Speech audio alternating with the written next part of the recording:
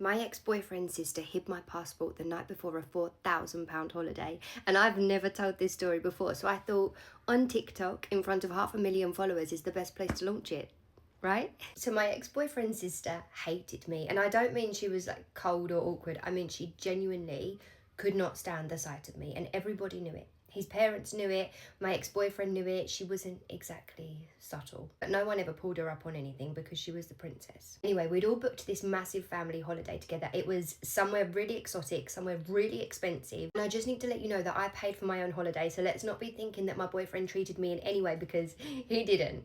Okay? Now the flights was something ridiculous, like 5 in the morning. So the night before, I stayed over their house. Everything was packed, everything was ready. All we literally had to do was get up in the morning and leave. The next morning, we're all about to leave and we do a quick passport check because that's the sensible thing to do. And would you believe I can't find mine? It's not in my bag where I left it. So me, his mum and dad, my ex-boyfriend, we are all turning the house upside down. Like it's got to be there somewhere, right? No, it's not. So his mum and dad tell me I must have left it at home. I'm sure, I am so sure that I hadn't, but we can't find it. It's not anywhere. So then I end up convincing myself, yeah, I must have left it at home. So after 20 minutes of us manic searching, which by the way, his sister was not a part of the search party, they've got no choice. They've got to go and they leave me. They drive off, including my ex-boyfriend, drive off, leaving me crying on their driveway.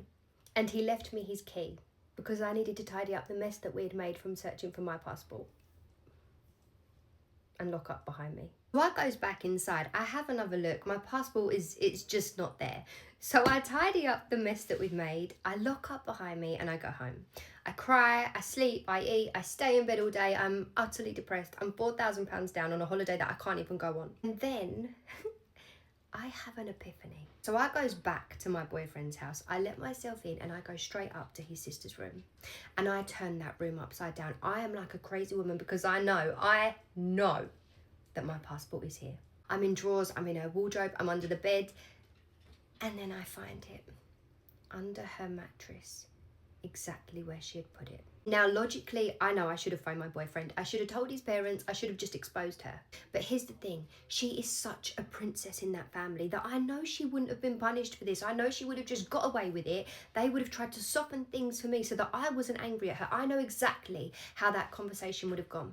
So instead, I phoned my dad. And my dad, being the absolute fucking legend that he is, he said there is absolutely no way that girl is ruining your holiday. Absolutely not.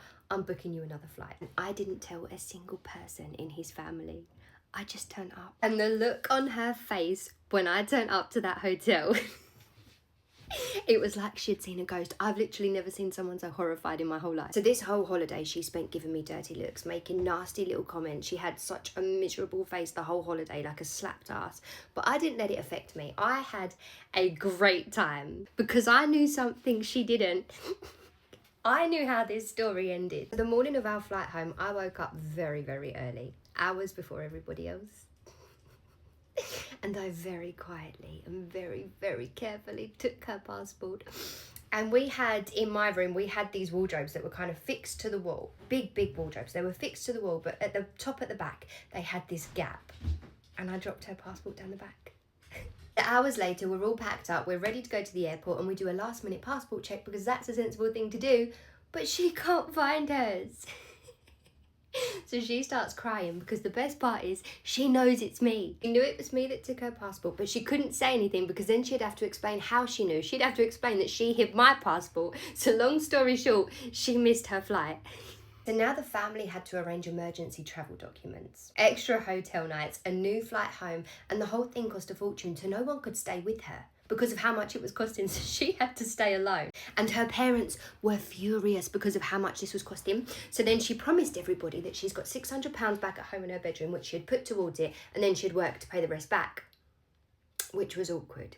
Because I found £600 when I was looking for my passport in her bedroom. And that really helped me out with my spending money. Anyway, a few days after we got home from that holiday, I actually ended up breaking up with the ex-boyfriend, not because of the passport situation, not because of what his sister did, but because of him moping around feeling sorry for his sister gave me the ultimate ick. And it was at that point that I realised that I actually can't spend the rest of my life with a family like this. And now I know two wrongs don't make a right, so before the whole of TikTok comes for me, save it. Because every action has a consequence. And if I'm completely honest, I think I was merely procuring one of Karma's finest pieces of work.